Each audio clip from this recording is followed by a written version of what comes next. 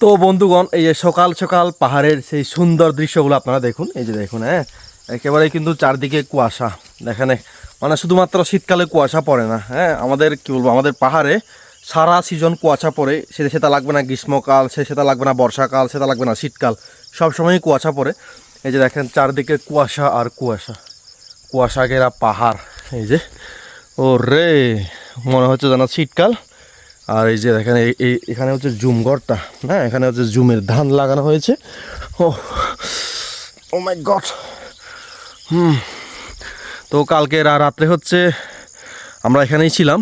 এই যে হচ্ছে সেই জুম ঘরটা, মানে এখানে হচ্ছে রাত্রি যাপন করছি। তো সকাল সকাল একটু ঘুম থেকে উঠে একটু, মানে কি বলবো, পাহাড় দেখতেছি আর কি, জুমটাকে একটু দেখতেছি।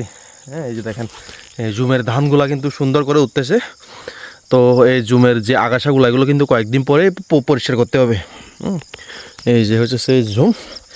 ও, এই যে দেখেন, হ্যাঁ, জুম্ম গরত জনম মর না মানো মর জুম্মদন।